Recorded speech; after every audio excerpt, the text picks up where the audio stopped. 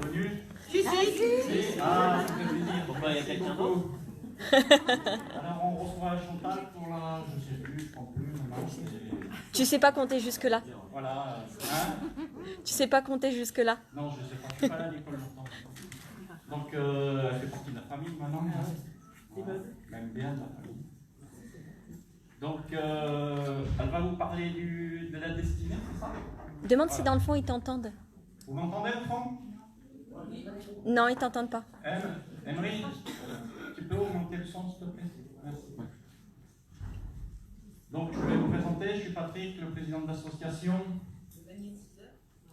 Celui qui a fait le poster. Celui qui a fait le poster, comme elle dit. Je suis le président, mais je ne fais pas grand-chose. Donc, la personne qui s'est occupée de l'après-midi, c'est Marie qui était à l'entrée. Ta femme. Donc, c'est elle qui s'est occupée de tout ça. Moi, je n'ai pas de mérite pour ça. Merci Maryse.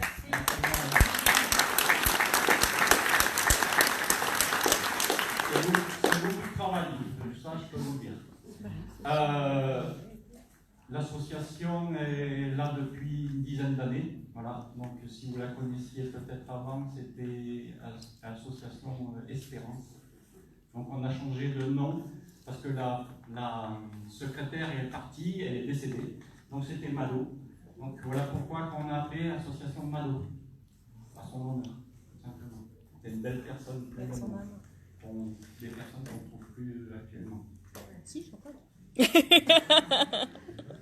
Si, Chantal, elle a dit. Oui, c'est encore deux fois quand même. Donc je vais vous demander de respecter le lieu parce que la location coûte très très cher. Donc toute l'après-midi qui est là paye juste les frais, donc qu'on ne soit pas obligé de sortir de l'argent de nos poches. S'il y a des fumeurs qui balancent bien les mégots dans les seaux et les endroits qui sont prévus à l'extérieur, on n'a pas de soucis après. Voilà. Je vais vous demander aussi de couper vos portables, parce que Chantal a besoin de beaucoup de tranquillité et de silence, de ne pas bavarder entre vous. Voilà, c'est très sympathique. Après, on va faire d'abord la conférence, après il y aura une pause. Donc aujourd'hui, exceptionnellement, les boissons sont payantes. Vous ne vous étonnez pas que la salle là n'est pas comme au Cariade à Voiron. Donc on a payé très très très cher, parce que vous êtes très très nombreux. Donc on est obligé de faire payer les boissons pour pouvoir payer la location. Donc les boissons, toutes les boissons seront au fond, là, au bar, à 1 €. Voilà. Donc à la pause, vous pourrez y aller. Voilà, donc j'ai tout dit. Je vais vous laisser avec Chantal et la séance commence. Merci.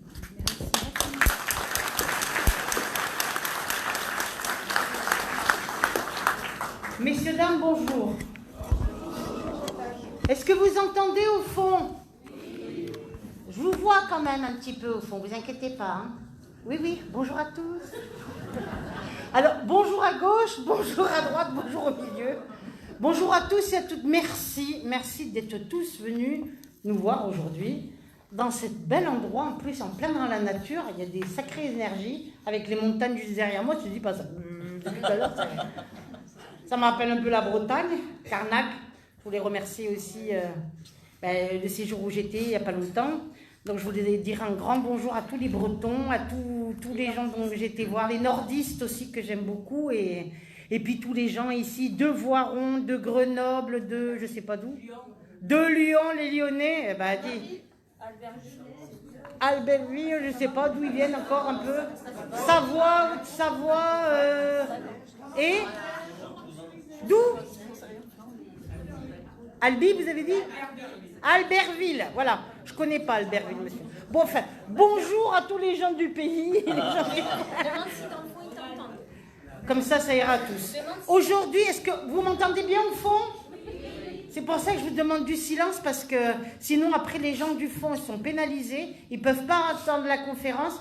Puis alors après, comme après, je vais leur poser des questions, s'ils n'ont pas entendu, c'est terrible. Zéro, comme dirait les... Voilà. Aujourd'hui, aujourd'hui, le titre, moi, je l'appelais « Toc toc, c'est le destin ». Toc toc, c'est le destin qui frappe. Parlons-en, c'est quelque chose. C'est un vaste programme, la destinée. Alors aujourd'hui, on va parler du destin, de tout ce qui est tracé, tout ce qui n'est pas tracé, etc., etc. Parce qu'il y a beaucoup de gens qui me posent des questions. Mais vous y croyez au destin, vous, Chantal? Un petit peu, oui, quand même. Alors, destin vient du latin destinar, fixé, attaché, du fatum, qui veut dire destin. Le destin désigne la loi divine ou supérieure qui semble établir et régler le cours des événements vers une fin ultime à travers l'évolution ou la puissance souveraine considérée comme fixant par avance tout ce qui doit être. Il peut encore évoquer l'ensemble des événements composant la vie d'un être, le cours de l'existence humaine en tant qu'elle, est prédéterminé d'une façon irrévocable. Va où tu veux et meurs où tu dois. Et indépendant même de sa propre volonté. Il y a beaucoup de personnes qui ne comprennent pas pourquoi ceci, pourquoi cela, pourquoi il y en a qui naissent dans des berceaux dorés et d'autres qui naissent dans le fumier. On est d'accord ? Il y a beaucoup de choses, injustice, pourquoi telle personne et pas telle et telle personne. Souvent on me pose la question, comme j'y réponds toujours, je ne suis pas le bon Dieu, faut appeler le grand architecte de l'univers pour comprendre. Mais en spiritualité, le destin représente l'ensemble des événements contingents qu'un être s'attire consciemment et inconsciemment, conformément à la loi de la causalité ou de la justice immanente. En clair, je vous la ferai plus courte l'histoire, c'est le fameux plat, mais pas la même sauce. Toujours tomber sur le même genre d'individu, ou toujours tomber sur les mêmes événements, ou toujours tomber sur quelqu'un qui boit, ou quelqu'un qui trompe, ou quelqu'un qui fume, ou quelqu'un qui détruit, etc., etc., ou toujours tomber, la faute n'a pas de chance, il y en a qui vont dire. D'accord ? Moi, j'appelle ça le fameux plat. Vous savez, là-haut, ils ont tout leur temps, nous, on ne l'a pas toujours.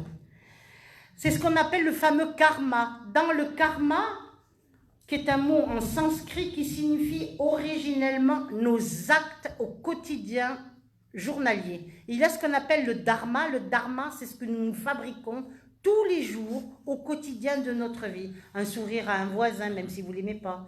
Une bonne parole, etc., etc. Et vice-versa. Si vous récoltez, ben vous sèmerez. On est d'accord ?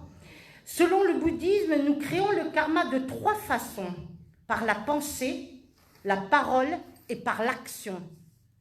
Bien entendu, les actions ont un impact plus grand que les mots, qui eux-mêmes créent davantage de karma que les simples pensées. Néanmoins, puisque ces 3 actes ont pour source notre esprit ou cœur, l'orientation de ce dernier, notre attitude fondamentale ou notre disposition intérieure est d'une importance qui est alors cruciale. C'est ce qui va faire que vous allez toujours tomber, vous allez dire « Ah, mais il est gentil, celui-là, ça fait un peu péjoratif. » Vous voyez, quand on dit « Oh, ben celui-là, c'est un gentil, vous voyez ce que je veux dire ? Ou celle-là, oh, ben celle-là, elle n'est pas commode, celle-là, elle n'est pas très gentille, celle-là, elle est plutôt agressive, celle-là est ceci, celle-là est cela. » Donc, ceci explique cela.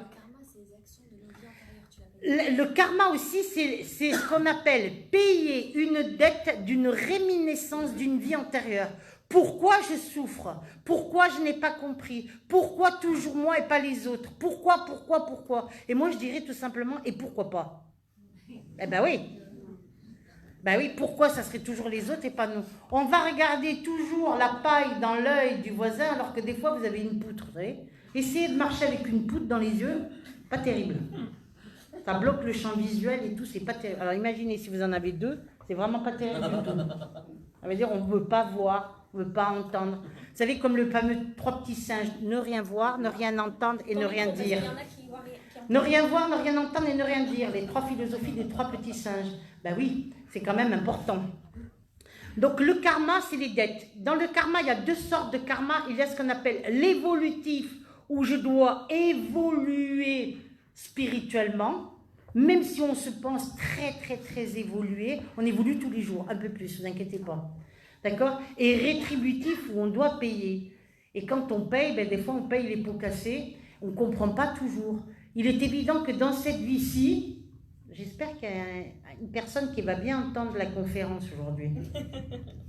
Dans cette vie-ci, quand vous avez toujours des actions ou des réactions, Vous allez avoir des actions, vous allez faire du bien et puis vous allez raconter que du mal. Vous vous posez des questions, mais pourquoi? Parce que je ne comprends pas, pourtant je suis gentil, pourtant ceci, pourtant cela.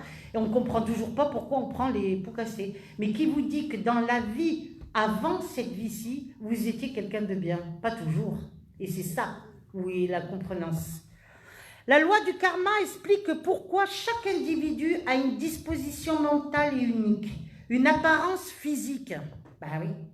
Unique et des expériences uniques, même si vous avez un frère jumeau ou des triplés. Je ne sais plus où c'est que j'ai vu 2 personnes là, ces derniers temps qui sont soi-disant jumelles, et quand je regardais la jumelle, je disais vraiment, il n'y a que le mot de jumeau, parce que quand on vous met côte à côte, vraiment vous ne vous ressemblez pas du tout. C'est impressionnant. Alors c'est vrai qu'il y a beaucoup de jumeaux qui se ressemblent, qui s'habillent exactement pareil, mais là quand vous avez 2 jumeaux ou 2 jumelles qui ne se ressemblent pas du tout, il n'y a que le mot de jumeau, mais les apparences physiques ne sont pas les mêmes.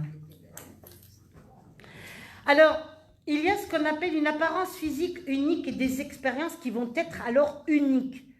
Va où tu veux et meurs où tu dois. C'est-à-dire que nous devons passer par des expériences, des grandes lignes du fatum, de la destinée, pour pouvoir évoluer, chercher et comprendre. Je l'expliquais tout à l'heure, il n'y a pas si longtemps que ça, que quand tout va bien, tout va bien. On ne va pas chercher Dieu, on ne va pas chercher la mort, la vie, on ne va pas chercher à comprendre où est-ce qu'ils sont, qu'est-ce qu'ils font, est-ce qu'ils sont bien, est-ce qu'ils ne sont pas bien, est-ce qu'il y a telle et telle chose, est-ce qu'ils me voient, est-ce qu'ils m'entendent, est-ce qu'ils viennent nous voir, toutes ces questions que l'on se pose. Quand tout va bien, on ne se pose pas toutes ces questions, mais aux frontières de la maladie, aux frontières de la mort, surtout la mort des autres. Même parfois par rapport à notre propre mort, et croyez-moi, je l'ai vécu, parce que j'ai fait une NDE à 17 ans déjà, j'ai mangé bon, comme on dit, hein, et qu'on va de l'autre côté, et qu'on voit tout ce qui se passe, et après qu'on doit revenir, waouh, pas toujours évident, hein, d'accord? Alors, comme je le dis toujours, les morts sont toujours mes amis, les vivants, pas toujours, parce que c'est vrai que les gens, comme elle disait ma grand-mère, qui était médium elle-même, elle me disait, tu verras mon petit, moi, quand je serai partie, tu verras, les gens, ils t'apprendront à vivre. Mais je ne comprends pas ce que tu dis. Après, j'ai compris. Croyez-moi, la vie vous charge de vous faire comprendre. On est d'accord? Et surtout quand vous êtes dans une fratrie. Ce midi, là, on était à table, là, j'ai bien mangé, là, merci Maryse, hein, et qu'on regarde à gauche, et qu'on regarde à droite, et quand on voit, par exemple, une famille, qu'on voit les frères et sœurs, et qu'on se regarde comme ça, on dit, mais attends, c'est ton frère, ça, ou c'est ta sœur? On ne se ressemble pas du tout. Comment ça se fait? Pourtant, on est né du même père et de la même mère. Alors, la dernière fois, j'avais dit ça à ma maman. J'avais dit, maman, tu sais, on était en train de faire la vaisselle. Et puis, je lui dis, maman, en séchant la vaisselle, vous savez, je lui dis, tu sais, tu peux me le dire si tu as mis un petit coup de contrat dans le... Un petit coup de canif. Un petit coup de canif dans le contrat, je te dirai rien, il n'y a pas de problème, hein, tout ça, ça va pas, non, il m'a mis un grand coup de balai sur la tête. Mais j'ai dit, mais quand je regarde mes frères et quand je regarde mes sœurs, ils ne me ressemblent pas du tout, donc il y a un souci, là. On est d'accord? On dit, à qui je ressemble? On se pose la question. Donc, on va dans la chambre à coucher des parents, on va chercher désespérément dans la boîte à biscuits où il y a les vieilles photos, vous savez, les photos à l'ancienne, les photos noires et blancs ou les photos sépia, vous savez, en forme de carte postale. Je ne sais pas si vous en avez ça, mais alors, chez les grands-mères, il y en a plein. Hein. Alors on gratte, on ouvre la première boîte, on ne trouve pas, on ouvre une deuxième boîte, on ne trouve pas, puis je leur dis là-haut, je demande à mon guide, j'ai dit donc, si tu pourrais m'aider à trouver à qui je ressemble, ça serait pas mal. Et tout d'un coup, je sors une photo comme ça, je dis, ça y est, je sais à qui je ressemble, ça y est, je suis de cette famille, il n'y a aucun souci. Je vais voir ma maman, je dis, qui c'est cette dame? Ton arrière-grand-mère, qu'elle me dit. Ah ben ça va, je suis sauvée, je sais à qui je ressemble. Parce que j'ai dit, au moins je ressemble à quelqu'un que... Bon, alors ma mère, elle me dit, tout ça pour dire que quand tout va bien, on ne se pose pas des questions. Mais quand tout va plus ou moins mal, là on se pose des questions. Et quand on regarde ses frères et ses sœurs ou sa famille, et que vous allez vous dire, vous, ah ben, tout va très bien, quand vous dites bonjour madame, comment vous allez, ben, vous allez dire, ben non madame, je ne vais pas bien, regardez mon bras aujourd'hui, pas terrible, ça pourrait aller mieux, on est d'accord?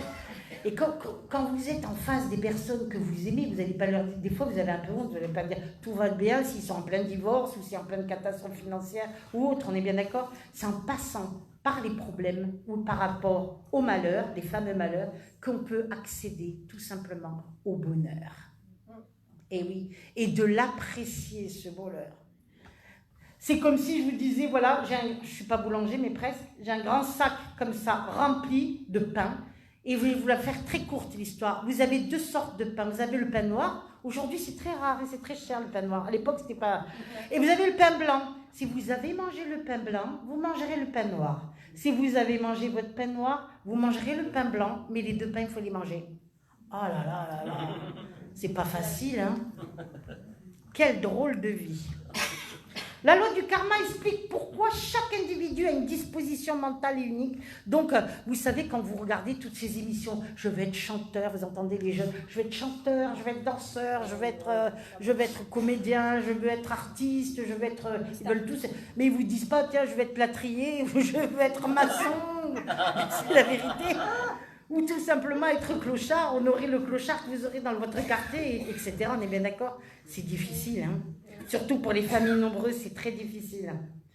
Donc ce sont les divers effets des innombrables actions que chaque individu a effectuées précédemment dans nos vies antérieures. La souffrance est créée par nos propres actions ou notre propre karma. Elle ne nous est pas donnée en tant que punition, parce que souvent les gens me disent « mais je suis puni, qu'est-ce que j'ai fait au bon Dieu ?» Nous souffrons parce que nous avons accumulé de nouvelles actions non vertueuses dans nos vies successives antérieures. Comme il est dit dans la Sutra de la contemplation, les étapes de l'esprit. Si vous voulez comprendre les causes créées par le passé, observez les résultats qui se manifestent dans le présent. Et si vous voulez comprendre les résultats qui se manifesteront à l'avenir, observez les causes créées dans le présent. Alors vous allez me dire, qui dit passé dit présent et qui va dire l'avenir. Mais moi souvent, je rencontre beaucoup de personnes, ils me parlent toujours ou de l'avenir ou du passé, mais jamais du présent. Et ici, maintenant, je suis présentement avec vous, ici, réunis dans cette salle pour communiquer et partager avec vous. Merci là-haut. Pour comprendre le sens de son jeu, ou le jeu de la vie, on verra qu'un tel hasard n'existe pas, mais que bien au contraire, une causalité notoire, un ordre, une loi déterminée qui va suivre tous les événements au quotidien de votre vie. Le hasard n'existe pas. Bien que l'illusion feigne le contraire, seule l'existence, l'ignorance de la causalité. Le fait que nous, en tant qu'êtres humains, ne parvenions pas à comprendre la finalité du jeu, de l'illusion, à comprendre pourquoi elle fait ce qu'elle fait et se dirige cette vie où elle ne se dirige pas où elle devrait aller. Forcément dire que l'illusion soit régie par le fameux hasard, le hasard qu'on dit que c'est le fameux manteau que Dieu emprunte sur le chemin pour mieux passer incognito. Nier le destin et soumettre tout le monde au hasard est le pire symptôme d'ignorance, d'absence, d'observation consciente de la nature. Et pourrait-on ajouter à cela d'une paresse consciente et inconsciente pour ne pas avoir à se poser de questions sans aucun des mystères qui nous préoccupent? Combien de personnes ne se posent jamais de questions? Tous les soirs, tous les matins, comment je m'habille aujourd'hui, à quelle heure je vais me lever, je prends le bus, je prends la voiture, j'y vais à pied, on est sans arrêt à se poser des questions. Le destin, le fatum, qui est la route qui signale la loi de l'évolution, c'est une route ascendante d'effort où chaque pas suppose un dépassement de soi-même. Mais telles que sont les choses crûment et froidement, personne ne voudrait emprunter cette route. Personne se mobilisera ou se mobiliserait la force suffisante pour le faire s'il savait de quoi serait fait son destin. Si vous saviez à l'avance que la personne avec qui vous allez vous marier, vous n'allez pas rester avec ou quelque chose comme ça et tout, ben vous allez dire, ben non, la merde, moi je ne me marie pas, je ne fais pas ceci, je ne fais pas cela. On est d'accord? Et pourtant, il faut passer, moi j'appelle ça par un passage obligatoire pour pouvoir mieux avancer sur le chemin de votre destinée. C'est là que l'illusion intervient et décore le chemin. Il est évident que quand nous tombons en amour, comme ils disent au Canada, donc, quand on est amoureux ou amoureuse, il est beau, c'est le plus intelligent, c'est le plus merveilleux. Et après, avec le temps, je crois que c'est 3 ans, c'est ce qu'ils disent d'après les scientifiques, hein, on commence un peu à déchanter, à se décrocher, et à se dire, oh là, si j'avais su, ce jour-là, je crois que je me serais cassé une jambe ou quelque chose comme ça, on est d'accord? Eh bien oui, mais c'est comme ça. Et en même temps, moi, je voudrais tenir un grand regard sur les personnes de l'époque. Quand les femmes, autrefois, se mariaient, hein, et qu'elles faisaient des dizaines d'enfants ou quelque chose comme ça, vous croyez qu'à chaque fois qu'il y avait des disputes, elles divorçaient? Ben non, elles ne divorçaient pas, elles restaient. Elles restaient jusqu'au bout. Jusqu'au bout de quoi, on se pose la question, mais elles restaient. Maintenant, j'ai entendu, ah, mais tu sais, Chantal, le divorce, c'est pas fait pour les chiens. Alors je me suis retournée, je dis, je savais pas que les chiens divorçaient. Je poserai la question à ma chienne, elle m'a jamais répondu. Ouais. Alors, dès qu'il y a un problème, je divorce, je te quitte, je ceci, je cela, puis alors après, c'est, oulala, c'est les problèmes d'argent, les problèmes de ceci. C'est vrai qu'il faut beaucoup de courage pour pouvoir se séparer. Et quand on est 20 ans, 30 ans, 40 ans avec quelqu'un et qu'on partage sa vie, moi, quand je vois un couple, j'espère qu'il y en a aujourd'hui, hein, j'espère, qui sont depuis 50 ans ensemble ou plus, mais moi, je dis chapeau. Et là, la dernière fois, j'avais un couple, à table, je me suis levée, je leur ai serré, bonjour monsieur, bonjour madame, je leur ai serré la main. Resté comme 65 ans de mariage, j'ai dit, que Dieu vous bénisse, et jusqu'à la mort, et même aux frontières de la mort, vous inquiétez pas. Elle me gueulera toujours dessus, qui me dit, monsieur, ne vous inquiétez pas. C'est ce qui anime votre couple, monsieur, vous inquiétez pas, je vais dire. Ben oui. Alors donc, ainsi encore, personne ne s'aperçoit que le chemin est difficile. Qui a dit que la vie était facile? C'est pas un long fleuve tranquille, comme dit le film. Eh oui. Personne ne s'aperçoit que le chemin est difficile, raide parfois même, hein? Mais on ne choisit jamais quelque chose qui est insurmontable. Et si les épreuves sont très lourdes, c'est que Dieu, vous inquiétez pas, il sait que vous êtes capable de pouvoir tout supporter. Alors vous allez dire, oui, mais on peut supporter jusqu'à une certaine limite. Hein. Mais où sont les limites? Où est le début et où est la fin? Il n'y en a pas. La seule chose que l'on peut changer, c'est notre vision de voir les choses dans notre destin. Ah oui, mais j'étais mariée, il y a eu ci, il y a eu ça, mais quand même, il y a eu des bonnes choses, il y a eu telle et telle chose, et grâce à lui ou grâce à elle, j'ai pu changer, j'ai pu comprendre, j'ai pu évoluer. Imaginez, vous avez deux chemins. Les deux chemins sont différents, avec un destin donc différent. Les rencontres seront obligatoirement différentes. Vous imaginez le travail à fournir auparavant et le nombre de synchronicités à produire sur ces chemins-là, c'est impossible. Si on avait le libre arbitre. Si on avait ce qu'on appelle le fameux libre arbitre. Quel que soit le chemin que l'on prend, tout est écrit. Eh oui, d'avance, mais on ne s'en souvient plus. Puisque nous choisissons avec l'incarnation de naître dans telle ou telle famille, avec tel frère ou telle sœur. Des fois, on se dit, oulala, là là, je devais être bourré un peu ce jour-là pour avoir choisi, parce que pas vraiment bien choisi, là. Hein. Ah oui, quand vous vous dites, mais pourquoi je suis née dans une famille comme ça, de paysans, alors que vous êtes une princesse, ou que vous êtes, vice-versa, que vous allez naître dans une famille très bourgeoise, alors que vous adorez la nature, etc. Pourquoi? Quand on est blanc, on veut être noir, quand on est grand, on veut être petit, quand on est gros, on veut être mince, on n'est jamais content de ce qu'on a.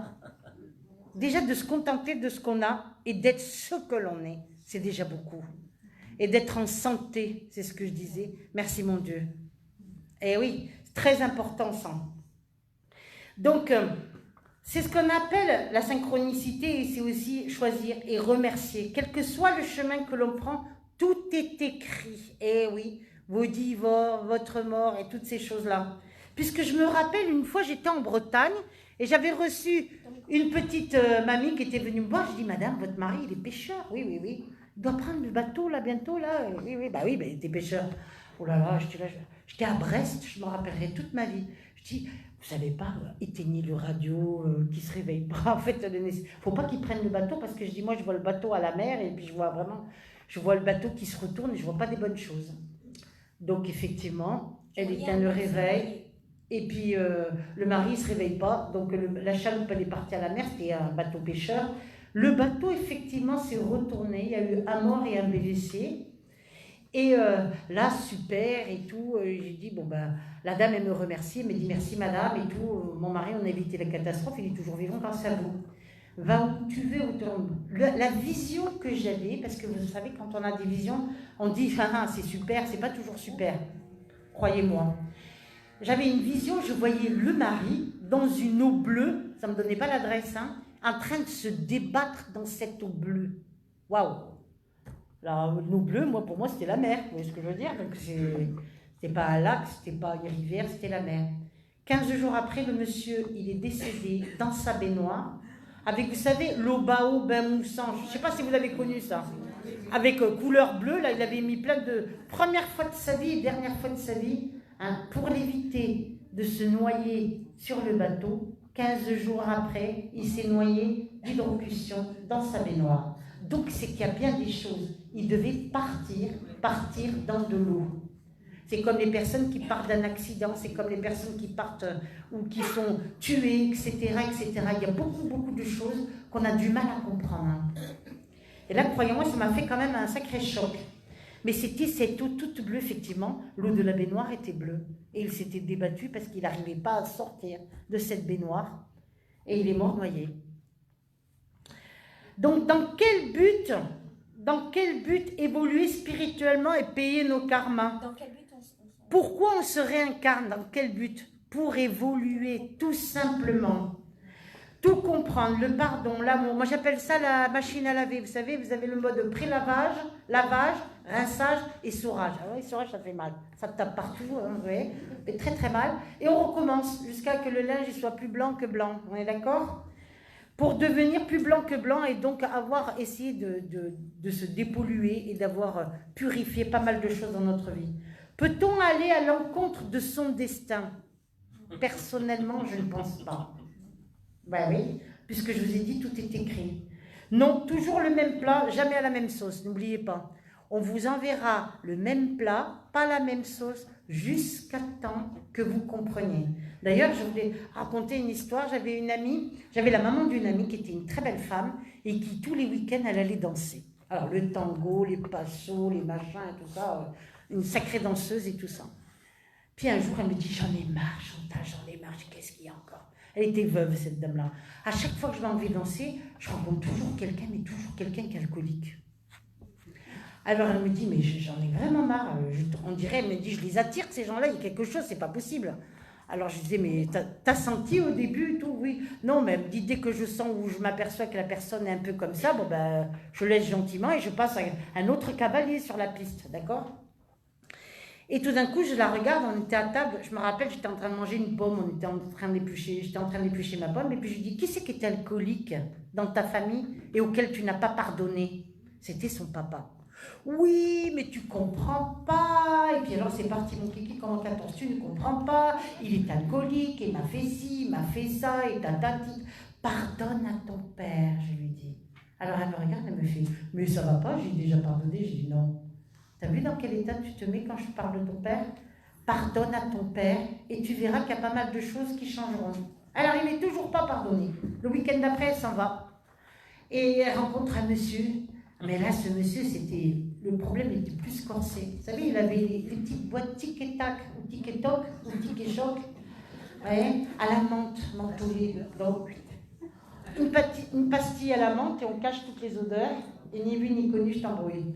D'accord? Alors, un petit tango, un petit passo, un petit monsieur bien cravaté, bien élégant, tout comme elle aimait, impeccable et tout ça. Donc, bon, le petit rendez-vous, il se passe et tout. Et puis, au bout de 15 jours, 3 semaines, une petite intuition qu'il y avait quand même quelque chose qui se passait qui n'était pas très clair. Effectivement, ce monsieur buvait aussi. Bon, ben décidément, elle me dit, mais j'ai dit, est-ce que tu as pardonné à ton papa? Oui, je t'ai dit, je vais pardonner. Puis alors, avec virulence et tout, j'ai dit, non, tu n'as pas pardonné. Bon, elle me dit, bon, d'accord, qu'est-ce qu'il faut faire? Je lui explique ce qu'il faut faire. Et j'ai dit, t'attendras un petit peu, mais vraiment avec du fond de ton cœur, de ton âme, il faut que tu le fasses. Ok. Donc elle va à l'église, elle fait exactement les choses que je... Et après, elle a rencontré un monsieur. Alors là, elle me dit, alors moi j'ai rencontré un monsieur, il est pas mal celui-là, mais il est juste un peu plus jeune que moi. Je dis, comment ça va bien faire, hein? Parce que Ken le mari à Barbie, vous savez où on le commande aux 3 Suisses, ça peut pas le faire, hein?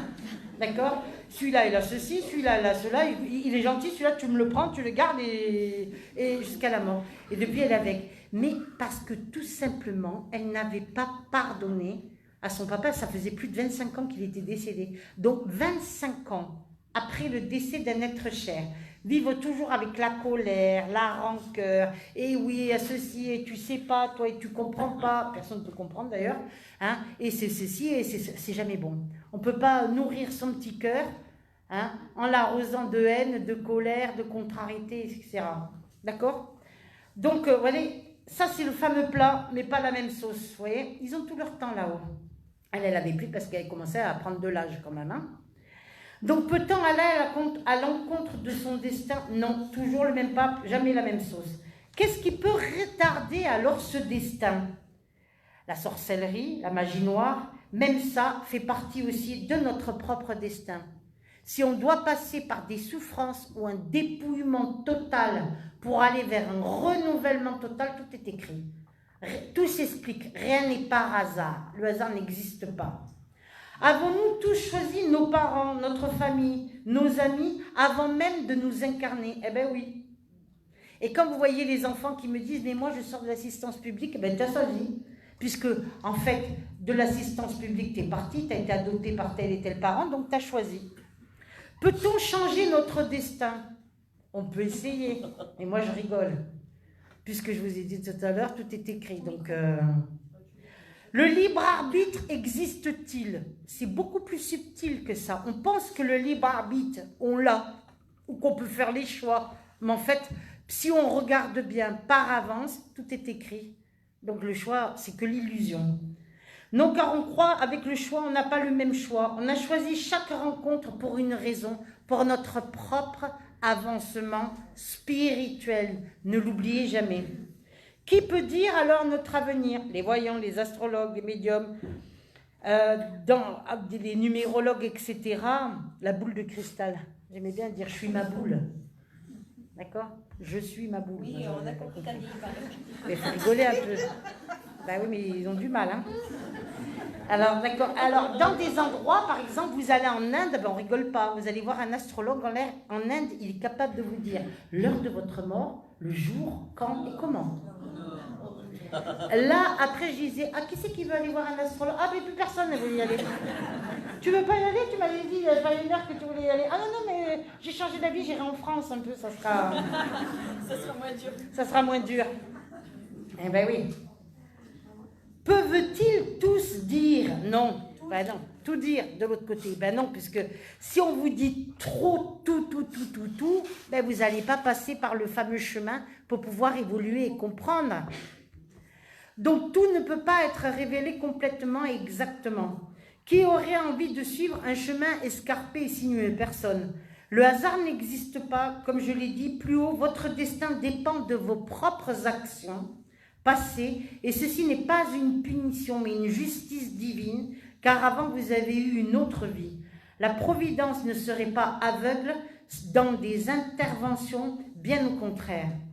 Tout le monde a une destinée alors qui est bien écrite, oui, et le seul but, le vrai but de cette destinée, ce n'est pas de sauver le monde, de devenir le prochain Jésus. Le seul et unique but, c'est d'évoluer encore et toujours. Avant de vouloir la paix dans le monde, ayons la paix déjà dans notre propre cœur. Avant de sauver le monde, sauvons déjà nous-mêmes et notre propre famille. Charité bien ordonnée commence toujours par soi-même. Est-ce que les rêves prémonitoires, les intuitions peuvent changer notre destin? S'ils sont prémonitoires, c'est qu'ils vous préviennent, on est d'accord? Mais ils ne vont pas changer forcément le destin. Non, ils servent pour mieux vous préparer et ils seront alors, ces rêves-là, rêve qui vient du mot erugus, qui veut dire errant, ils seront alors avertisseurs. On vous prévient. Qui vous prévient? Dieu, votre guide, votre ange gardien, ou alors quelqu'un de défunt qui veut tout simplement vous aider et vous montrer le chemin de votre vie. Merci là-haut. La prière permet de nous élever spirituellement. Ne l'oublions pas. Pourquoi? La prière permet de nous élever spirituellement parce qu'elle a pour but 3 choses. Une demande, demander. Une glorification, rendre gloire à Dieu. Et un remerciement, parce qu'il y en a plein qui demandent, mais il y en a plein qui ne remercient jamais.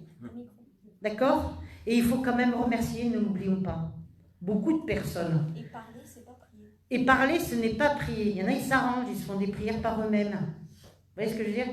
Là, oh mon Dieu, aide-moi, machin, ils se font leurs petites prières, mais c'est pas pareil. Alors, d'accepter. Alors, La prière permet de nous élever spirituellement, de changer de plan de conscience, d'accepter les choses, de voir les choses sous un œil différent, de demander alors une grâce, qu'elle soit pour les autres, ensuite pour vous-même, et de remercier par rapport à cette grâce. D'ailleurs, à Sainte Intention, je voudrais remercier beaucoup Sainte Rita parce qu'on approche au fait de Sainte Rita, l'avocate des causes désespérées. Aïe, aïe, aïe, aïe, aïe. C'est une sacrée sainte, hein? D'accord? L'équivalent de Sainte Rita, Saint Jude au masculin, d'accord? Mais Sainte Rita, vous savez, c'est pas n'importe quelle sainte. Sainte Rita, c'est une sainte, elle nous exauce, oui, mais attention, attention. Vous lui promettez des bougies, vous lui promettez des fleurs, et vous n'allez pas lui porter, elle va vous reprendre ce qu'elle vous a donné. Elle rigole pas, là. C'est... Je te donne, je reprends, direct. Parce qu'on négocie pas avec le Seigneur. D'accord? Il ne faut pas l'oublier. On peut, oui, demander aux saints et aux saintes, d'ailleurs c'est pour cela qu'ils existent, c'est pas par hasard, mais il faut aussi quand même remercier et il faut quand même avoir le courage, même si c'est une fleur de votre jardin, à les porter pour remercier, c'est quand même important. Beaucoup de gens ont des grâces. D'ailleurs, dans les églises, quand vous rentrez dans les églises, vous voyez ce qu'on appelle les ex-voto, ces plaques de remerciement. On est d'accord? Dans chaque église. Alors là, j'étais en Bretagne et j'étais à une amie, je dis, ils sont où les ex-voto? Elle me dit, c'est quoi ça? Elle dit, d'accord. Et bien, j'ai dit, regarde, là, ce sont des ex-voto. Regarde ce qu'il y a marqué dessus. En remerciement à Marie. Voilà, j'ai dit, c'est des remerciements par rapport aux grâces qu'ils ont eues, un enfant malade, une catastrophe, ou un accident, ou des choses comme ça. Et ça, c'est quand même important. Parce que je dirais, moi, sans eux, moi, je suis rien, et avec eux, je suis tout. Et tous les jours, comme je dis, je suis une guerrière de la lumière, je revendique par rapport à eux, parce que c'est très important. Et plus on prie, plus on aura envie de prier, et plus ça se fera naturellement. Donc la prière, elle est écrite aussi dans notre destin. Voilà, la prière aussi, elle est, si on est spirituel. Mais il y a des gens aussi qui sont athées, entre guillemets, mais qui ont une façon, des agissements, des comportements, quand on voit, ils seront, j'appellerais ça des spirituels qui s'ignorent. Des personnes qui vont faire beaucoup de bien et tout ça, et qui se disent athées, qui croient en rien. Moi, ça me fait rigoler parce que je dis, mais t'as fait ça, t'as fait ça, t'as fait ça. Ben oui. Eh ben alors je dis, c'est spirituel. Ah bon, tu crois que c'est ça, Chantal? Un petit peu, ouais. C'est mignon, je trouve ça très mignon. Ben oui, mais en prendre conscience, c'est important. Donc, c'est évoluer, d'accepter les choses que l'on ne peut pas changer. D'accepter de subir, de traverser des épreuves, bonnes ou mauvaises. Que ce soit par rapport à la mort, par rapport à la maladie. Et Dieu sait, j'ai énormément de personnes qui sont passées par l'épreuve de la maladie, des cancers et tout ça, et qui ont obtenu des guérisons et qui ont complètement changé après leur guérison. Même le suicide aussi, c'est écrit, j'ai fait une conférence sur le suicide pour expliquer toutes ces choses-là. Donc d'accepter les choses, de voir les choses sous un œil différent, de demander une grâce, mais même cela fait partie de notre destin, car cette grâce nous est accordée, car on aura prié, et on prie parce qu'il nous est arrivé telle ou telle chose. On n'en vient pas à la spiritualité lorsque tout va bien. Je n'ai jamais vu, vous m'entendez depuis toute petite, que j'aide les gens, je n'ai jamais vu dans ma vie, ça je revendiquerai jusqu'à ma mort, quelqu'un qui s'ouvrait à la spiritualité qui n'avait pas eu des problèmes et des malheurs. On est bien d'accord? C'est en passant par la mort, la maladie, les catastrophes, les divorces et tout ça qu'on cherche. Pourquoi, comment, parce que. On est bien d'accord? Il est là mon micro. Oui, mais les gens n'entendent pas. Il m'entend, t'inquiète. Donc, va où tu veux, mais retourne. Il nous est arrivé telle et telle chose. On dit, mais tu te rends pas compte? À moi, ça m'est arrivé, à moi. Oui, mais toi, qui te dit que tu es la seule? C'est pas tout le monde. Vous savez, j'ai une amie, quand je me suis occupée d'elle en 2010, qui a guéri du cancer, 5 ans ou 7 ans après, mais ma Chantal, tu te rends pas compte? Qu'est-ce qu'il y a encore? Mais j'ai eu le cancer, moi. J'ai eu le cancer. Mais j'ai dit, t'es guérie, ça fait quand même plus de 7 ans en arrière. Elle me reparlait toujours 7 ans après de son cancer, malgré qu'elle était guérie. J'ai dit, comment vous voulez guérir complètement comme ça quand vous y pensez que vous n'avez toujours pas compris? C'est pas évident de remercier. Donc, à ce propos, connaissez-vous la célèbre prière de la sérénité? Je ne sais pas si vous la connaissez, la prière de la sérénité. De chercher la paix, le calme, même si le soir vous mangez du pain avec des olives, comme on dit chez nous dans le sud, mais tranquille, bien, en paix, jamais être tourmenté, ça n'a pas de prix, n'est-ce pas? Eh oui. Et quand pour un peu que vous vous couchez, que vous avez des flashbacks de votre vie qui remontent à la surface, et quand j'étais jeune, j'avais ici, quand j'étais jeune, il y avait ça, et quand j'étais jeune, eh ben je dis, ben oui, mais maintenant t'es vieux, et puis tu dois avoir telle et telle chose. Ça fait partie de la vie. Mais oui, mais à cette époque-là, je pouvais aller danser, je pouvais remuer, ben non, t'as de l'arthrose, tu vieillis, t'as des ceci, t'as c'est là, on est d'accord, ben oui, mais ça fait partie de la vie. Mon Dieu, donnez-moi la sérénité d'accepter ce que je ne peux changer, le courage de changer les choses que je peux changer et la sagesse d'en connaître la différence. Waouh! Comment notre destin est-il choisi? Nous choisissons avec les guides. Dieu, selon notre karma, selon notre incarnation, nous choisissons. Quand j'entends la chanson, vous savez comment il s'appelle? On ne choisit pas ses parents, on ne choisit pas sa famille. Ah ben si. Maxime Le Forestier, oui, merci madame.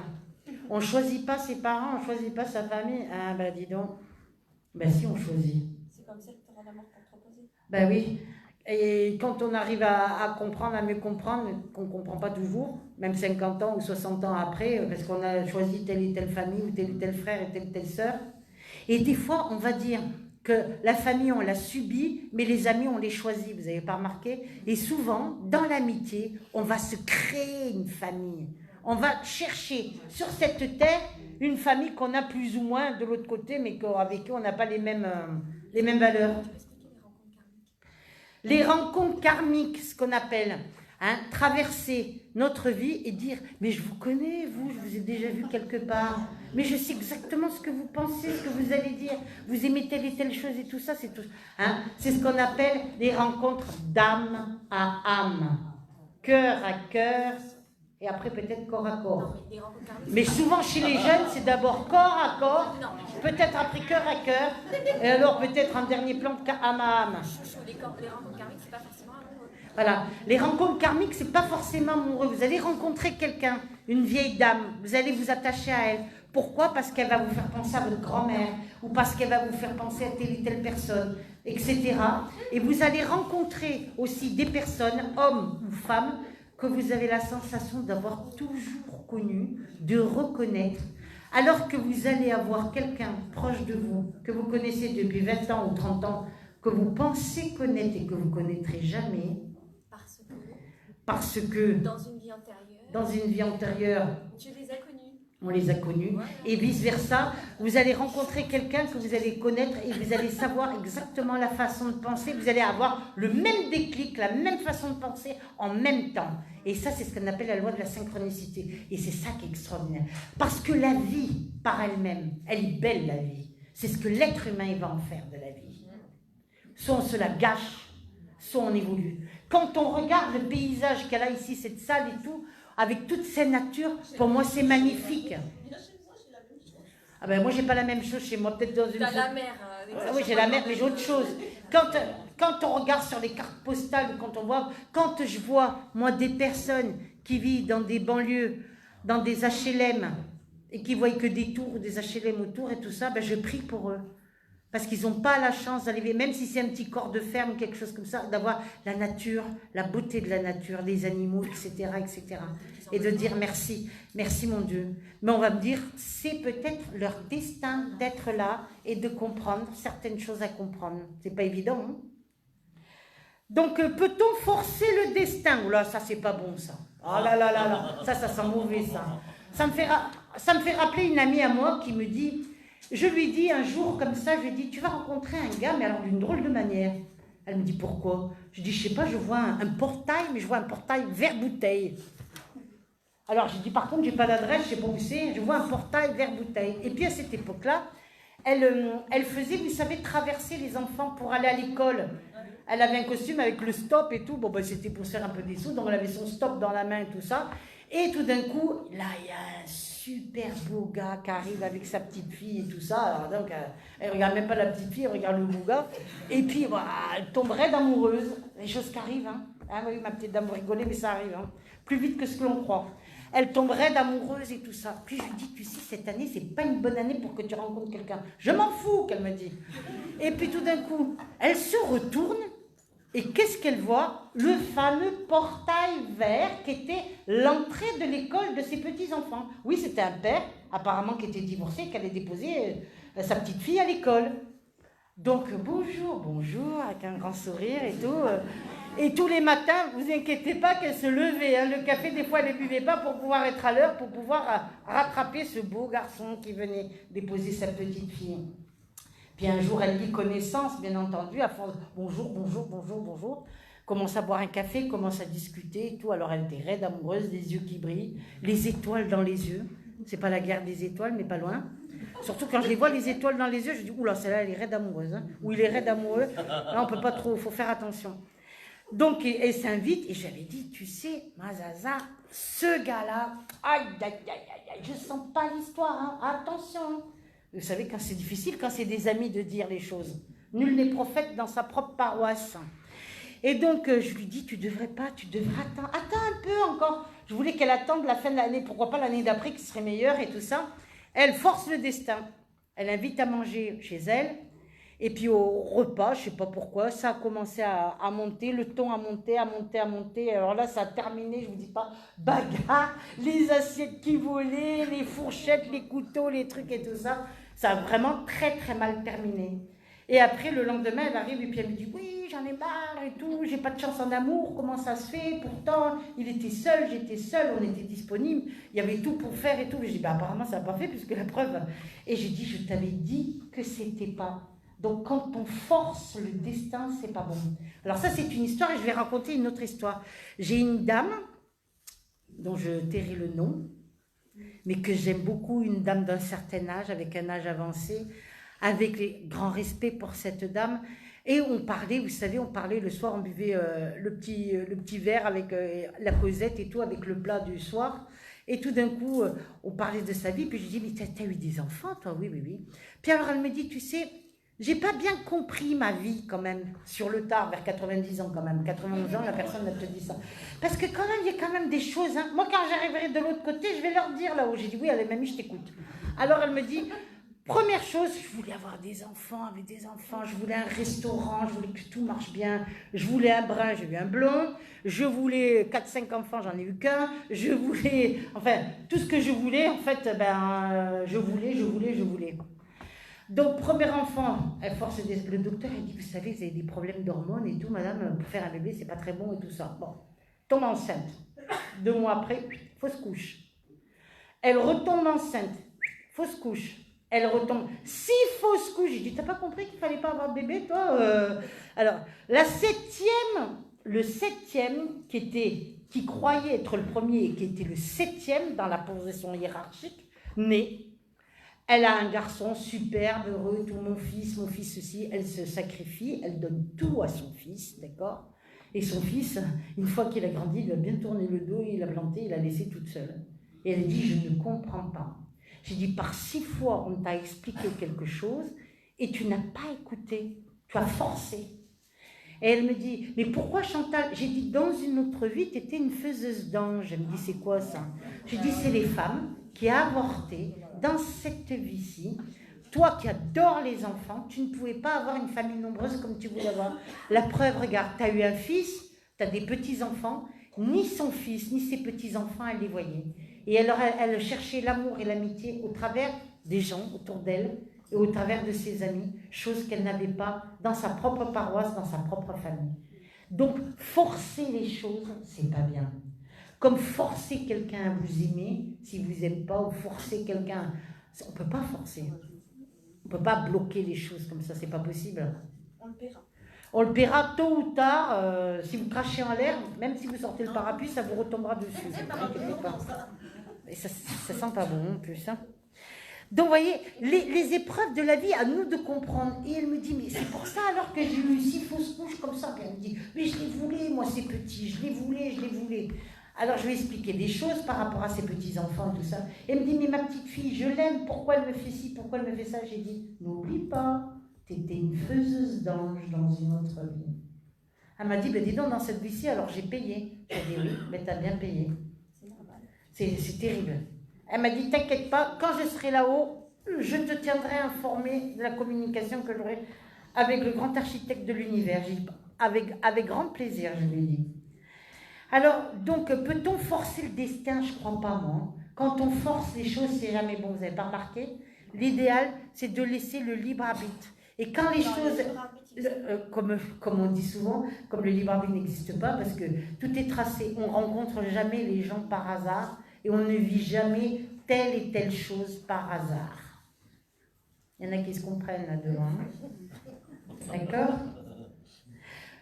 Mais on ne retire jamais rien de bon en forçant le destin, ça ne sert à rien. Et puis des fois on se pose des questions, on se culpabilise, on se dit « Oh là là, non, c'est pas bien, il ne faut pas que je fasse ça, il ne faut pas que ceci, il ne faut pas que cela. » Mais il y a comme une force ou comme une énergie, on peut l'appeler par n'importe quel nom, n'importe quel... Quand le fatum est là et que la destinée, elle est tracée, on ne peut pas l'éviter. D'accord ? Est-ce qu'il est possible de demander plus d'épreuves pour pouvoir évoluer plus vite? Oui, mais il ne faut pas être maso. Parce que j'en ai, ils me disent, je ne comprends pas, moi dans ma vie, c'est bim, bim, bim, bim, ça tombe, j'en peux plus. Moi j'ai un problème, j'ai un autre problème, j'ai un autre problème. Ben j'ai bien, ouais, t'as demandé pour que, dans cette vie-ci, moi j'appelle ça des karmas plein pot. On paye, en fait, dans une incarnation, on vient régler plusieurs de nos vies antérieures. Waouh, là c'est... faut être costaud pour supporter là. Mais il y en a qui supportent. Hein. Est-ce que ça existe des gens qui enlèvent le karma? Est-ce que ça existe des gens qui enlèvent le karma? Oui, ça peut exister. Des gens qui peuvent alléger votre karma. Mais si vous ne l'avez pas dans cette vie-ci, vous aurez dans la prochaine vie. Alors, tôt ou tard, il vaut mieux traverser les choses. Hein. Vaut mieux les payer une bonne fois pour toutes. Il faut savoir dans quoi on s'engage. Tout est écrit, nos rencontres, nos épreuves, bonnes ou mauvaises. Notre mort, va où tu veux, meurs où tu dois. Raconter l'histoire du pécheur, je l'ai raconté tout à l'heure. Et puis par rapport à beaucoup de personnes aussi, ces personnes aussi qui ont un peu la hantise de prendre ce qu'on appelle la voiture ou une moto. Ou, je pense à un ami à ma grande sœur qui avait son petit frère et qui montait jamais à moto. Et tous les frères, c'était une famille de 5 garçons, tous ils faisaient de la moto, sauf le petit dernier. Et puis toujours il disait, je ne veux pas monter sur ça, je ne veux pas monter sur ça. Et un jour, il y a eu ce qu'on appelle grève de transport. Et le frère est arrivé avec la moto, il lui a dit, écoute, tu es obligé de monter là, parce que là, il n'y a pas de, comment dirais-je, il n'y a pas de bus, tu ne vas pas marcher à pied pendant des kilomètres pour rentrer à la maison. Donc le petit frère est monté, ils ont eu un accident, le petit frère est mort. Vous voyez? Il y a des choses, c'est difficile à expliquer, très difficile.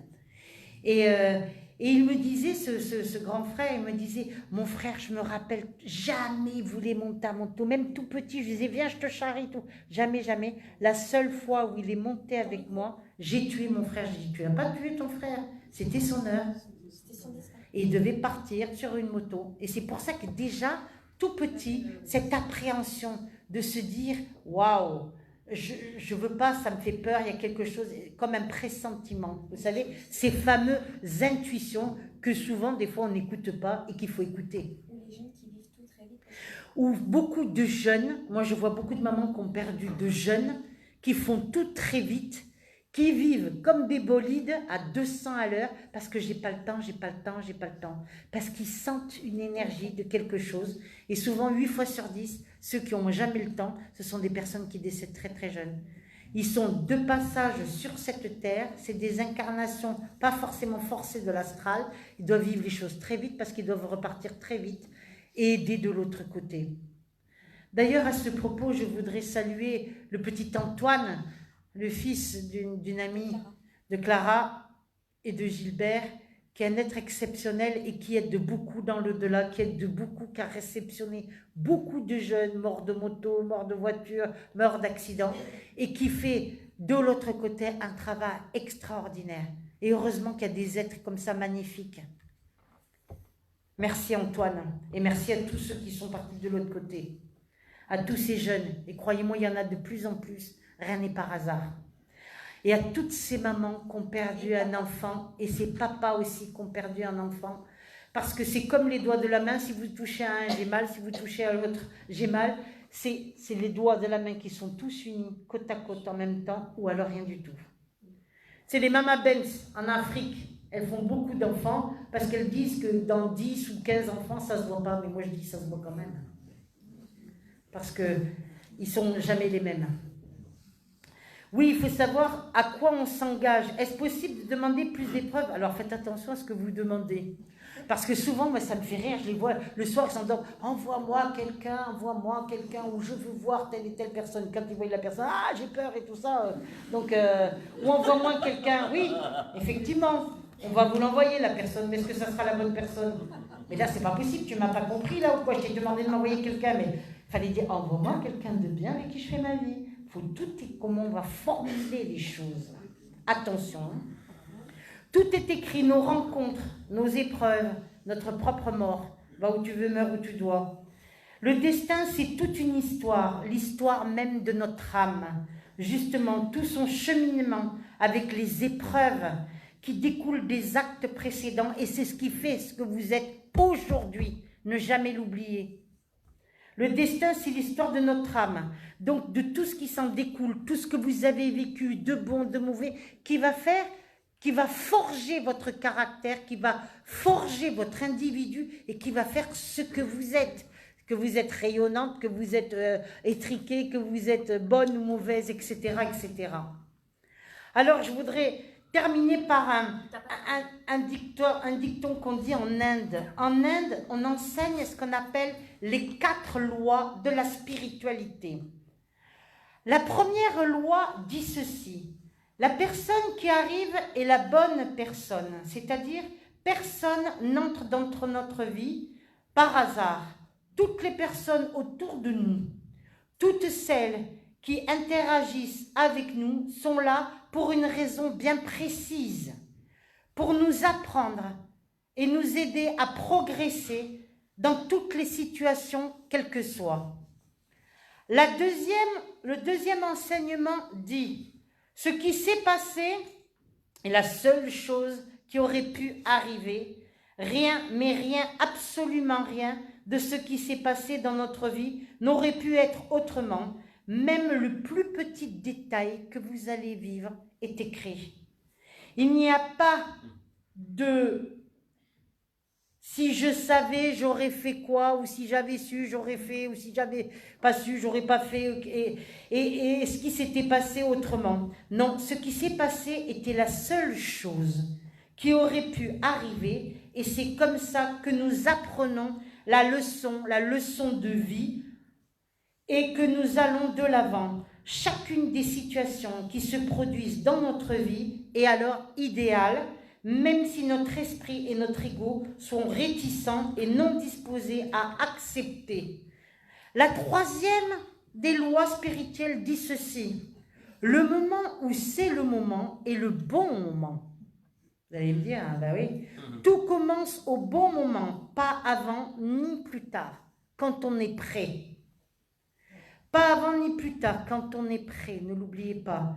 Quand nous sommes prêts à commencer quelque chose de nouveau dans notre vie, c'est alors qu'il aura lieu. Alors, ces fameuses rencontres ou ces fameux amours, etc., etc.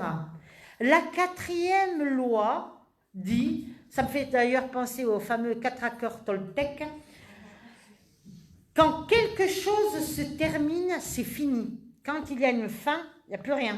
On est d'accord ? Si quelque chose est terminé dans notre vie, c'est pour que c'est par rapport à notre propre évolution.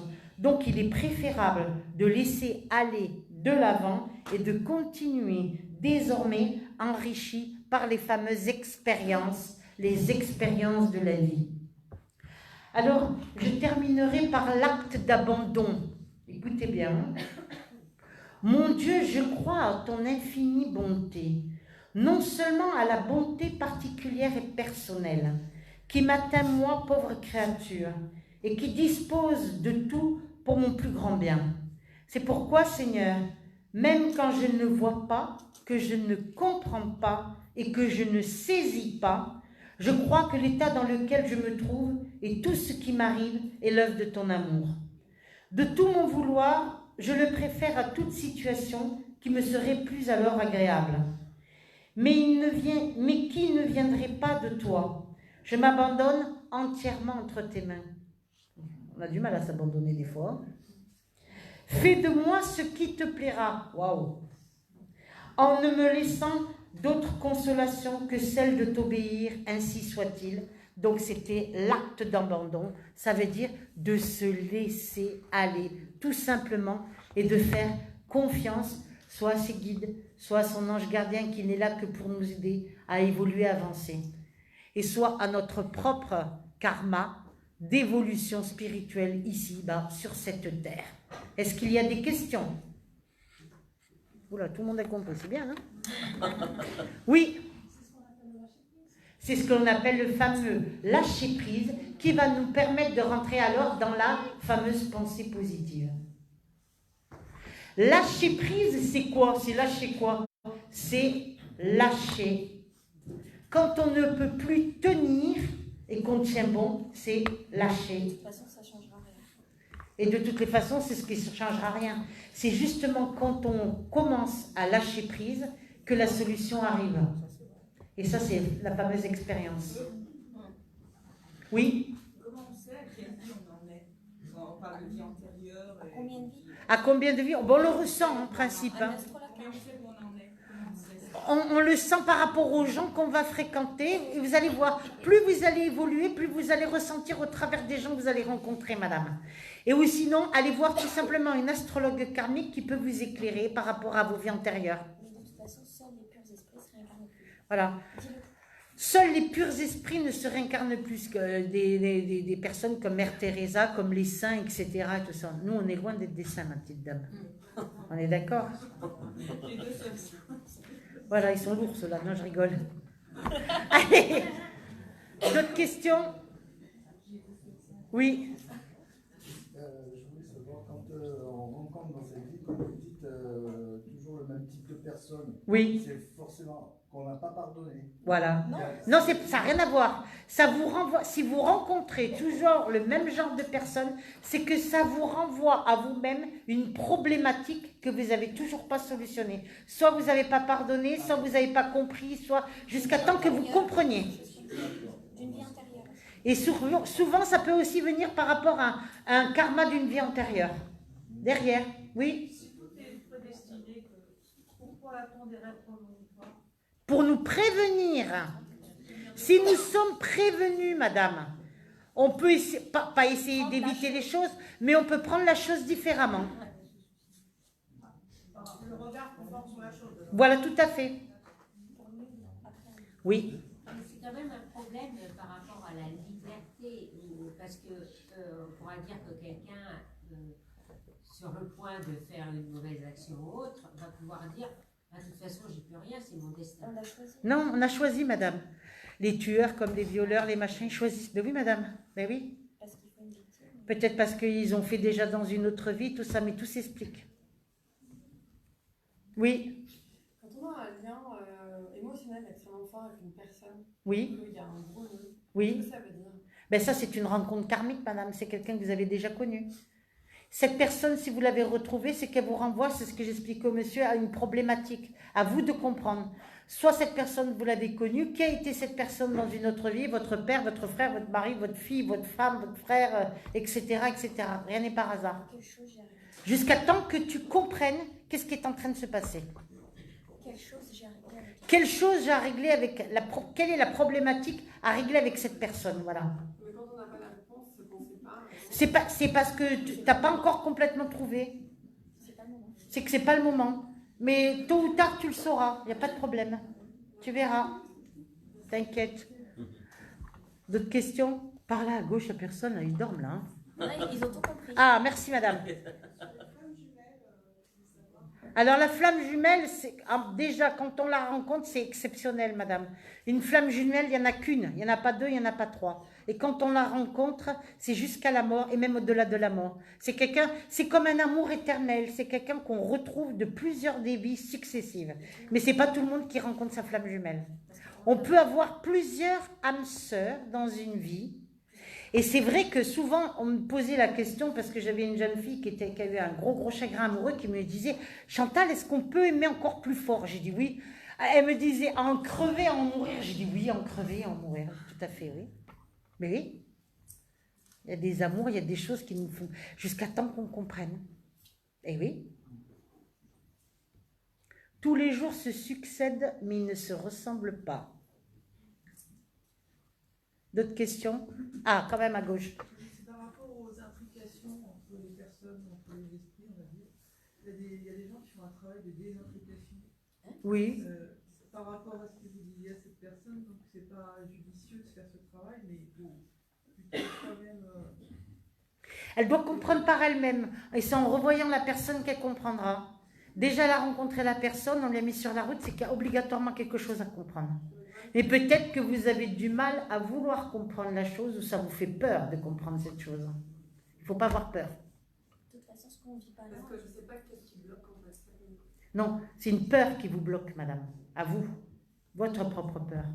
Il ne faut pas avoir peur. D'accord? N'oubliez pas. Oui. On rencontre dans le cours de vie, par exemple, parce que c'est cours de vie et sur cette période-là, Oui. 3 hommes qui sont successivement morts. Ben, c'est que vous deviez être veuve 3 fois, comme on dit. Ça veut dire que le 4e, il ne faut plus épouser. Non, je rigole. Ça veut dire, madame, ça veut dire que c'est écrit. Si dans 3 vies, si vous avez eu 3 maris, les 3 maris sont décédés, madame, ça veut dire que vous, dans une autre vie, c'est vous qui êtes parti et lui qui est resté. Donc, il a eu des épreuves avec le chagrin et tout, vous devez comprendre. C'est pas par hasard. Parce qu'avant, il partait, maintenant, c'est... Avant, je pense que c'est vous qui étiez parti et c'est lui qui est resté, ou c'est eux, ce sont tous les 3 qui sont restés, peut-être pour vous, et vous, vous êtes parti avant. Donc, dans cette vie-ci, au travers de leur décès, vous devez comprendre obligatoirement quelque chose. C'est sûr, ça vous fait peur, vous dites, oh, le 4e, je ne le pousse pas celui-là, hein, parce que... Non, mais ça fait choc. Oui, ça fait un choc. On regarde la personne, on Eh va bien, voir. peut-être que dans une autre vie, vous êtes décédé jeune. Madame, peut-être que dans une autre vie, vous êtes décédé par 3 fois jeune, en laissant un mari, peut-être des enfants. Dans cette vie-ci, vous mourrez vieille, et c'est eux qui partent avant vous. C'est pas par hasard. D'autres questions? Ah, quand même, merci. Oui, je vous écoute. Moi, je suis surprise de ce que vous avez dit sur le libre arbitre. Parfois, on peut avoir plusieurs chemins, et suivant le chemin qu'on va prendre, ça ne va pas être la même. Oui, mais la grande loi au-dessus, c'est déjà tracé. C'est ça que vous n'avez pas compris. Nous, on croit que c'est le libre arbitre. Mais au-dessus, c'était déjà tracé parce que tu as choisi en t'incarnant sur cette terre. Oui, mais ensuite, c'est vrai, je suis quand même pas d'accord avec vous. Je pense que quand on lit la Bible, quand on lit quelque chose, on a le libre arbitre. Dieu nous a donné le libre arbitre. Non, moi je pense qu'on a le libre arbitre, mais qu'on ne l'a pas, puisque je vous ai déjà dit, on choisit sa famille, on choisit ses parents, on choisit son incarnation, avec déjà tout ce qu'on veut de bien et de mal sur cette terre. Ensuite, on choisit de guérir plus ou moins rapidement, on choisit d'être... Non, c'est déjà écrit. On doit passer peut-être par rapport à la maladie pour la guérison. C'est déjà écrit, madame. C'est ça que vous n'avez pas compris. C'est au-dessus de tout ça. Je pense pas. Ben si. Ben, c'est pas grave. Moi, je pense qu'il y a une partie... Enfin, bon, il y a d'autres personnes comme Tarek, etc., d'autres personnes qui viennent en conférence ici également et qui disent qu'il y a une partie qui est écrite et une partie qui n'est pas écrite.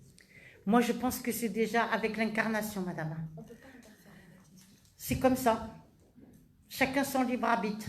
Explique que quand on rencontre quelqu'un, on a forcément une chose à faire et si on ne le rencontre pas, on interfère Ben oui, dans son destin. c'est qu'on a un vécu, c'est qu'on a un tracé, c'est qu'on a le fatoum à passer. Ça, oui. Eh ben voilà. Mais c'est qu'on a déjà choisi. Sinon, vous n'auriez pas fait la rencontre. Vous comprenez? Ça va encore plus loin que ça. C'est ça que vous n'avez pas compris. Je suis au-dessus de tout ça, moi. Ça veut- Eh oui. Explique bien que... Oui, réfléchissez bien à ça. Oui. On peut se réincarner pour guérir une lignée, par exemple. Tout à fait, oui. Une malédiction, une lignée. Tout à fait, ça fait partie de notre karma. Vous avez choisi de vous réincarner dans cette famille parce qu'au travers de vous, en tant que messager ou en tant que guide, vous devez solutionner tous les problèmes de tous vos ancêtres. Des fois, c'est lourd, hein. En psychogénéalogie, on l'explique, ça, madame. C'est très intéressant. Oui. Vous pouvez expliquer le dharma et le karma? Le dharma, c'est ce qu'on se fabrique tous les jours au quotidien. Comment tu te comportes dans la vie quotidienne. Une bonne pensée, une bonne parole, aider quelqu'un, porter un sac dans une mamie dans la rue, ou aider son prochain. Et le karma, c'est ce que tu dois venir payer d'une autre vie. C'est ce que tu te crées. C'est ce que tu te crées par rapport à tes vies antérieures passées. Bon ou mauvais, rétributif ou évolutif. Vous n'avez pas compris? Parce que je vous vois en train de me regarder là. Qu'est-ce que c'est que vous n'avez pas compris? Jamais quand les gens comprennent. Les karmas, c'est les grosses actions. Les karmas, c'est les actions que tu auras fait dans tes vies antérieures, avant cette vie-ci, bon ou mauvais. Si tu as été quelqu'un de bon dans une autre vie, d'accord, tu peux te réincarner, être toujours plus ou moins meilleur. Si tu as été quelqu'un de mauvais, dans cette vie-ci, tu décides d'être quelqu'un de bien et quelqu'un de bon, mais il n'empêche que tu vas payer tes karmas par rapport à tes vies antérieures où tu auras été mauvaise, où tu auras été peut-être sorcière, ou une femme de joie, ou etc., etc. Je me rappelle, quand j'avais à peu près l'âge de 11 ans, je me suis arrêtée parce que quand j'avais 11 ans, je sortais les prostituées des rues, d'accord? Je me suis assise sur le rebord d'une fenêtre, un pas de fenêtre comme ça, et j'avais un petit magnéto avec un petit micro, vous savez, un Philips, d'accord? On fait la TCI, d'ailleurs ça marche très très bien avec les Philips. Il n'y en a plus maintenant de ceux-là, je ne sais pas s'il doit y en avoir encore. Hein? Et puis j'interviewais ma petite prostituée qui était à côté, qui était d'une beauté extraordinaire. Elle avait le visage, elle ressemblait à Brigitte Bardot avec son chignon, là, tout ça. Et je lui expliquais des choses. Mais elle me disait, mais qu'est-ce que tu fous là? Elle m'appelait la moraliste. Et tous les soirs, quand je sortais de l'école, la moraliste, c'est-à-dire moi, je passais devant, je lui offrais des carambars, des choupa-choups et tout ça, des sucettes. D'accord? Et j'allais voir ces femmes de joie, comme on appelle, et j'allais les aider, parce que je ne supportais pas de voir ces femmes comme ça dans la rue, tout ça. Et pourquoi? Pourquoi un jour... Alors je vais vous dire pourquoi. Je sais pourquoi. Ça, c'est des dettes karmiques. Parce que quand j'étais dans une vie antérieure, un jour, je mangeais avec une amie, paix à son âme, Yvette, si tu m'entends, je t'aime et je t'embrasse de tout mon amour, de tout mon cœur. Une femme exceptionnelle que j'ai rencontrée dans ma vie, qui était très, très, très spirituelle, qui me dit un jour, on va manger au restaurant chinois. On était là, on s'entraînait avec nos baguettes et tout ça, puis elle me dit, mais tu sais que tu as été un homme? Je dis, oui, je le sais. Et elle me dit, mais tu sais que tu es allé voir les péripatéticiennes? Je dis, bah oui. Et alors, je dis, ah, mais c'est pour ça. Elle me dit quoi? Je lui explique quand j'étais petite. Et elle rigole, elle me rigole, elle me dit, bah tu sais, la lanterne à l'époque, rouge et noire, qui était pour indiquer ce qu'on appelle, elle dit, tu étais un homme, tu étais un dandy, tu allais voir les prostituées. Dans cette vie-ci, je me suis réincarnée une femme, pour savoir ce que c'est que d'être une femme, avec tout le bon et tout le mauvais, comme on dit, et pouvoir aider aussi toutes ces femmes aussi qui étaient en souffrance et qui étaient malheureuses. Et au bout d'un certain temps, toutes ces prostituées qu'il y avait dans la rue, et crois-moi, il y en avait beaucoup, les unes après les autres, elles disparaissaient du trottoir. Un jour, il y en a une... Tu les as pas tuées, hein? Non, je ne les ai pas éliminées. Un jour, il y en a une, elle me dit, ma Chantal, je l'ai retrouvée, j'avais 24 ans, exactement. On a fait appel à moi pour aller dans une maison qui était hantée, il se passait des choses, pas très catholiques. Et puis, je me vois, je reconnais cette femme, mais étant donné que je la connaissais bien, je dis bonjour, comment vas-tu? Puis elle me dit, mais qui t'es? Mais je dis, c'est moi, c'est Chantal, la moraliste. Elle me fait, oh, t'as grandi? Oui, effectivement, j'avais grandi, oui. La taille, inconnue, toute petite, là, j'étais devenue une femme, 24 ans, d'accord? Et elle me dit, il n'y a pas un jour, la moraliste, qu'elle me dit, où je ne pense pas à toi. J'avais 10-11 ans, j'avais 24 ans, je l'ai retrouvée des années après, et là, elle m'a expliqué, j'ai ouvert un restaurant, toutes les femmes, je les ai prises avec moi, on a travaillé ensemble, on a fait ci, on a fait ça. Et j'avais prédit à l'époque une ferme avec un gars, avec un catogan et tout ça, qu'elle aurait des poules, des canards. Elle m'a dit, viens, monte dans la voiture. Je monte dans la voiture avec elle, elle m'amène où? Fais gaffe où tu m'amènes, hein. Alors, on s'en va, on arrive, et elle me montre, elle me dit, tu vois le corps de ferme, c'est là, tu vois les poules, les canards, c'est là, le gars là avec lequel tu vas, ben, il est là-bas, là, c'est lui qui bricole, là, tu vois, ben, c'est lui et tout ça. J'ai dit, tu es heureuse? Elle m'a dit oui. Ah ben j'ai dit, tout va bien. Alors j'ai dit, n'oublie jamais. Et elle me dit, j'avais offert une petite vierge comme ça de Lourdes, et cette femme-là, elle était kabyle, donc elle était berbère, elle était musulmane, comme quoi, et elle avait pris ma petite vierge, et puis un jour, elle m'a raconté comme ça, et ça c'est du vécu, hein. C'est de l'authentique ce que je suis en train de te dire. Tu crois pas, mais c'est comme ça. Un jour, je lui donne une vierge, j'avais l'eau de Lourdes, comme ça, puis elle met dans son sac à main, puis elle s'en va travailler dans la rue. On est d'accord? Et il y a un gars, ça s'est mal passé, et il a voulu la poignarder. Quand il a poignardé, elle a mis son sac à main, donc il a planté le couteau dans la vierge, il n'arrivait plus à le ressortir. Ben oui, parce que dans le plastique comme ça, il a planté dans le sac à main. Dans le sac à main, il y avait la Vierge avec l'eau bénie. L'eau s'est déversée partout avec ce qu'on appelle tous ces papiers et tout ça. Et donc, tout son sac à main, elle a presque jeté le sac à main pour fuir parce qu'elle avait très très peur. Et elle m'a dit, tu sais, ta Vierge là, tu sais Chantal, ta Vierge là, avec, en plastique, là, celle que tu m'as offert, elle m'a sauvé la vie. Alors je lui redonne une nouvelle Vierge, et puis ce qui était extraordinaire, tu vois cette femme, comme on dit femme au peu de foi, ça veut rien dire ça. Quand elle travaillait des fois dans une caravane, elle tournait la Vierge, elle la mettait à l'envers, et une fois qu'elle avait terminé, elle remettait la Vierge à l'endroit. Ça, crois-moi, c'est des belles leçons de vie. Explique les deux femmes qui étaient venues te voir, que tu lui avais dit qu'elle allait servir en prison. Ah oui, une fois aussi, j'étais dans la région parisienne, j'étais jeune, je devais avoir 20, 22 ans, j'en ai vu des gens, des choses, hein. C'est pas des livres, c'est des tomes que je devrais écrire tellement j'en ai. Ton micro. Et une fois, je me vois deux super nanas arriver en jean avec des grandes bottes et tout, je dis, oulolo. Et moi, j'étais en charentaise. On n'a pas les mêmes valeurs. Vieux col roulé, tu sais, qui grattait bien, là, comme ça, mes charentaises à carreaux, tout ça. Alors, les filles, je les vois, elles font, ah, elles rigolent, elles se foutent de ma gueule, quoi, parce que c'est ça. Elles avaient des grandes bottes en cuir, on n'avait pas les mêmes valeurs. Et une, elle avait un beau vison. Alors, moi, en rigolant, j'ai dit, toi, t'as un vison, moi, j'ai la vison. Ici, vison futé, en rigolant, quoi. Moi, j'ai dit, rentrez. Elle me dit, on rentre toutes les deux. Elle rentre, toc, toc, toc, et tout, super nana. Deux call girls. Alors je lui dis, alors toi, et je leur dis, toi t'as des beaux tatouages, mais t'as un tatouage sur le ventre, il est pas terrible. Elle me fait, tu veux que je te le montre? Elle me retire son pull, elle me montre le yin et le yang. Ouais, je dis, oui, mais il est pas bien fait, c'est dommage, tu devrais aller te faire rectifier ton tatouage, je lui dis. Et puis après, je leur donne des directives sur la vie, puis je dis, toi, alors une elle était là, rigoler, foutait la gueule de sa copine, j'ai dit, toi tais-toi, parce que je dis, toi je te vois en prison, je te vois aider les pauvres. Je te vois servir, elle me fait moi servir. Elle avait un vison, t'imagines? Je te vois servir les gens, je te vois faire ça. Tu auras la mort d'une personne âgée quand tu seras en prison, tu vas apprendre la prière, tu vas complètement changer. Elle me regarde, elle fait à sa copine, elle est complètement barjoute, ta voyante, là, je sais pas quoi, ton truc, on s'en va d'ici, tout. Puis elles s'en vont, tac, elles partent et tout, là, leur chewing-gum. Et un an se passe, 1 an et demi se passe, presque 2 ans.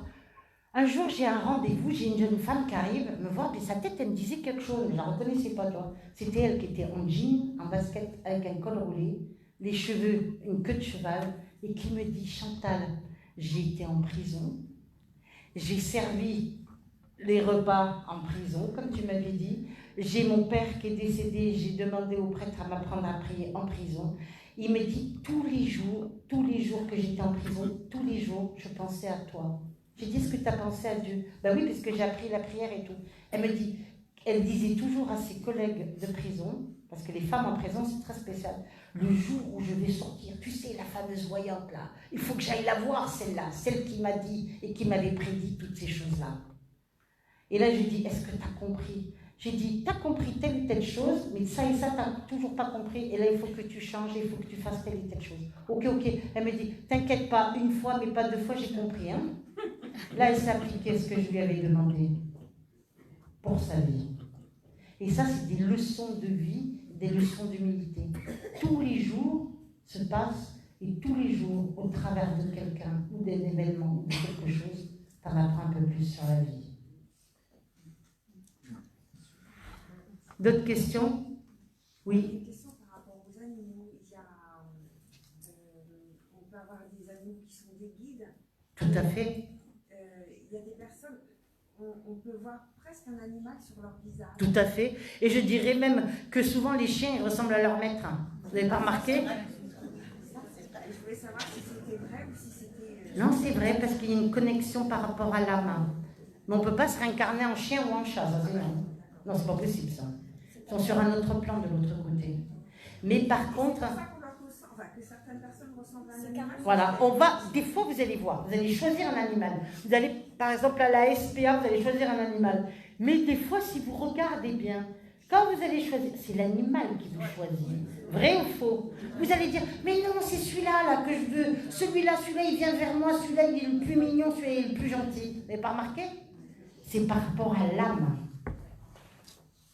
Eh oui. Et c'est ça qui est extraordinaire. Oui, Dans la vie, on a des fois des chiffres qui reviennent. ça c'est la synchronicité, oui, tout à fait. Oui. Ça veut dire quoi alors? Ben, c'est la synchronicité. Parce que c'est des heures miroirs. 3h33, 2h22, 22, voilà, ou le 21. Ça, il faut voir. Le 21, ça fait 3 aussi. Peut-être quelqu'un qui est décédé à 3 ou à 3h du matin, quelque chose comme ça. Mais il faut savoir. C'est relié souvent par rapport à. Cette synchronicité est reliée souvent par rapport à le décès, une heure miroir de quelqu'un qui est autour de vous. Et c'est important. Plus de questions? On fait une pause. Alors on fait une petite pause de... Une demi-heure, 30 minutes. Merci.